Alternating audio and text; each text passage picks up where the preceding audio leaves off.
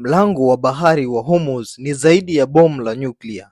Ripoti yetu inachunguza jinsi Marekani na Iran ilivyopigana kwa sasa kuhusu mlango bahari wa Hormuz na jinsi eneo hilo linavyoonekana kuwa na umuhimu zaidi kuliko kitu kingine chochote. Rais wa Marekani Donald Trump amekataa kufungua kwa mlango wa bahari wa Hormuz na amesema kuwa anatumia kila njia katika mapambano kuhakikisha mlango wa bahari wa Hormuz unabaki wazi. Ikumbuke kwamba mlango bahari wa Hormuz ni njia ya kupitisha meli za mafuta, gesi na bidhaa zingine duniani, lakini kwa 20 hadi 25% inachukuliwa kuwa ni muhimu zaidi kuliko eneo lingine lolote. Ingawa wataalamu wanakadiria kuwa ni 20 hadi 25% tu, ya baadhi ya wataalamu wanaamini labda ni zaidi ya hizo 25%.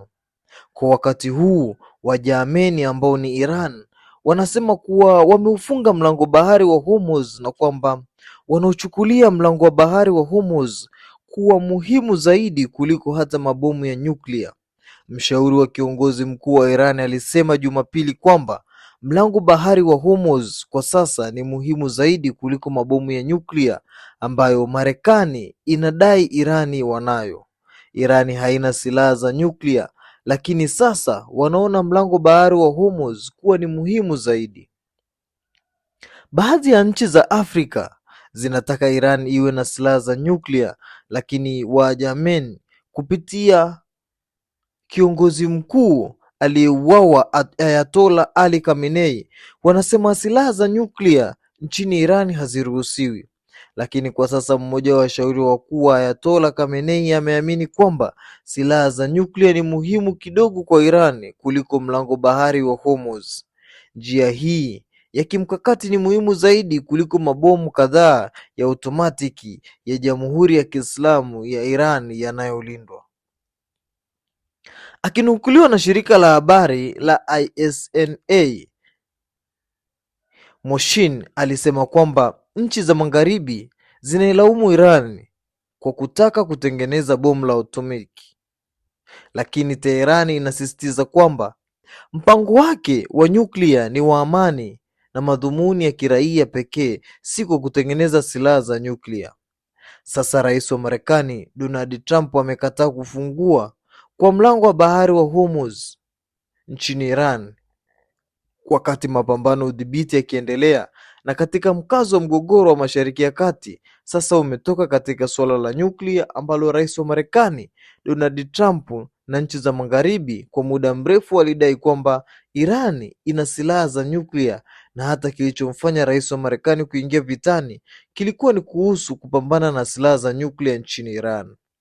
Sasa mkataba unaonekana kuachwa na mpango zaidi wa mgongano kati ya Marekani na Iran ni lango la bahari, ambapo kumezalisha machafuko hadi sasa. Marekani inaendelea kushambulia Iran kufuatia shambulio la meli za mizigo katika mlango bahari wa Hormuz na IRGC. Hatua hii inasababisha Marekani kuzindua mashambulizi mapya dhidi ya Jamhuri ya Kiislamu ya Iran. Iran imejibu mashambulizi ya Marekani kwa kulenga nchi kadhaa za Ghuba zikiwemo Bahrain na Kuwait, Qatar, Jordan na Oman.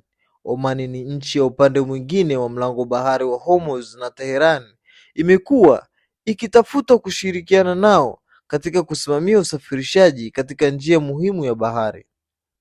Mapigano yameibua masuala mapya kuhusu makubaliano ya muda yaliyofanikiwa kati ya Iran na Marekani mnamo Juni 17. Makubaliano hayo yaliwekwa katika muda wa siku 60 uliolenga kufikia suluhu inayofaa ya mgongano kati ya pande zote mbili. Mlango bahari wa Hormuz ni njia muhimu sana ya usafirishaji wa mafuta na gesi asilia duniani kote. Umeendelea kuwa kikwazo kikubwa katika mazungumzo ya wahusika. Mapigano mapya ya sasa yamehatarisha mafanikio ya mazungumzo ya amani na kuongeza uwezekano wa kuvunjika kwao. Wajameni wanasema kwamba eneo hili la mlango bahari wa Hormuz linatumiwa na nchi nyingi duniani. Hata hivyo, Marekani inataka kutumia eneo hili kuruhusu meli zake kupita bila kulipa kodi ndani ya siku 30 katika mkataba wa MYU uliotiwa saini hivi karibuni ili kupunguza mgongano kati ya Marekani na Iran. Waajemi wanadai kwamba mlango wa bahari wa Hormuz utakuwa wazi bure, lakini Waajemi ndio watakaoudhibiti. Iran na Marekani kwa wakati huu bado inataka kuruhusu meli zake kupita bila kulipa kodi, hili jambo ambalo Waajemi wamesema haliwezekani. Lakini pia kuna maslahi makubwa ya Marekani katika Mashariki ya Kati. Ikiwa nchi nyingi katika Ghuba zitapitisha meli zao kupitia Mashariki ya Kati, Marekani haitumii uhuru wake wa mlango bahari wa Hormuz ambao kabla ya vita ya Iran haikuwekwa kodi katika eneo hilo. Lakini sasa baada ya vita vya Februari 28, Iran ilianzisha mchakato wa kufunga mlango bahari wa Hormuz, na hata wakati wa kipindi cha makubaliano kulikuwa na utaratibu wa kusimamia mlango bahari huu mpya wa Hormuz, ambapo ulikuwa ukitekelezwa na Iran kwa kuongoza ushuru mali na zilizopatikana katika lango hilo. Na Marekani inaona kwamba ikiwa Iran itatoza ushuru kwa meli zinazopita mlango bahari wa Hormuz, itapata pesa nyingi, kwa sababu moja ya mipango ya vita ambayo Marekani inataka kutekeleza ni kupigana kutoka juu hadi chini ili Iran isipate pesa za kuendeleza vita na hatimaye Marekani ishinde vita hivyo. Jambo ambalo Wajemeni wamekataa, wakasema haiwezekani na mlango bahari wa Hormuz sasa utashikiliwa wakati wote.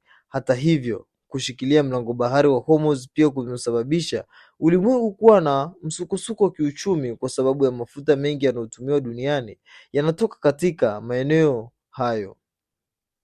Kufungwa kwake kumesababisha nchi nyingi kuwa na msukosuko wa kiuchumi, kwa sababu hakuna ugavi wa mafuta kama hapo awali, na kadiri bei ya mafuta inavyoendelea kupanda, bei ya bidhaa zingine pia inaongezeka, na hali si hivi katika nchi za Kiafrika bali ni katika dunia nzima.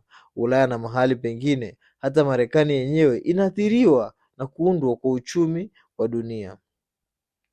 Na inaonekana kwamba hii ndiyo sababu kuu inayofanya Marekani iamue kurudi kwenye uwanja wa vita kupigana dhidi ya mlango bahari wa Hormuz na kuachana na kile wanachosema ni mapambano dhidi ya silaha za nyuklia.